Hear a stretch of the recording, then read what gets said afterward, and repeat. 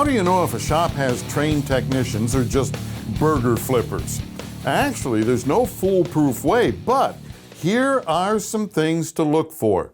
First, there are a lot of certification programs for techs, so ask to see their certificates.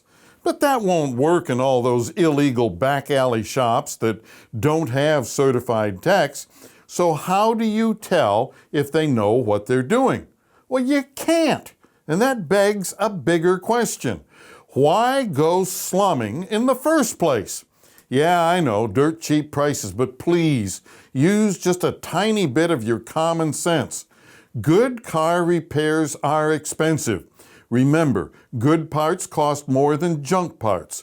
Good techs cost more than bad techs. Good test equipment costs more than crap equipment, and so on.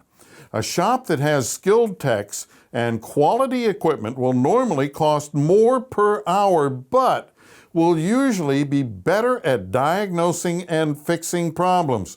So, you're paying for actual work rather than guesswork. And even if the hourly rate is higher, skill and equipment reduce repair time.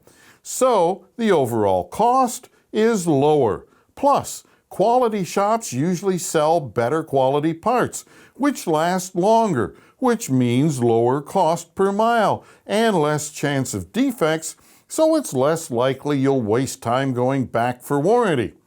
Funny how it all works, but often the cheapest guy in town is the most expensive at checkout.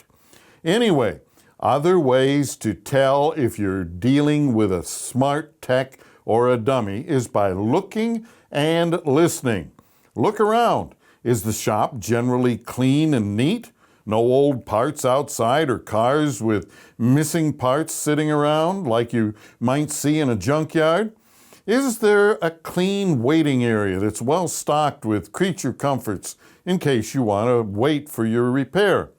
Mostly common sense things, yet so many of you go to those creepy rat hole shops trying to save a couple bucks and wind up getting screwed. Listen, do the techs use proper terms to describe what they're doing, like, I found why your car won't start. It doesn't have any fire to the plugs. Fire? Perhaps you should offer a match. Fire? What the hell? Fire and cars do not mix. Fire? The tech should be explaining the voltage needed to create the spark at the spark plugs to ignite the fuel, not fire.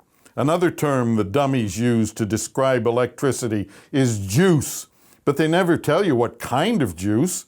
Orange juice? Tomato juice? What? It's electricity, folks.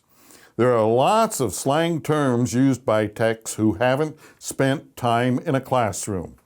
Then, of course, there are the scary, stupid ones who tell you they can't find the cause of your problem, but don't worry, it won't hurt anything. Just come back when it gets worse.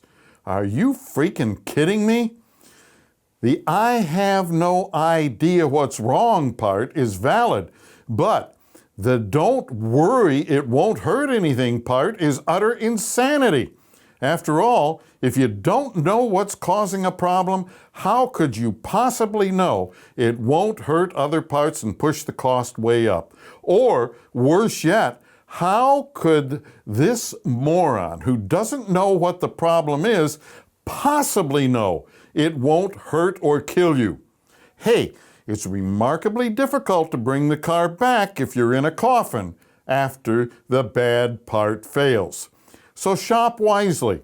Look for ASE certified techs, good equipment, and a good-looking shop. Quality usually saves money in the long run. Avoid the cheapest guy in town because he will probably either upsell you to a costlier repair or sell you a cheap-ass part that won't give you good value. Also, watch out for the friend of a friend who fixes cars in his home garage. Do-it-yourselfers rarely have everything needed to sort out problems in modern cars. They're illegal, They don't have insurance to cover their mistakes. They don't pay taxes like you and I do. They don't have a business license. They don't recycle, and the list goes on.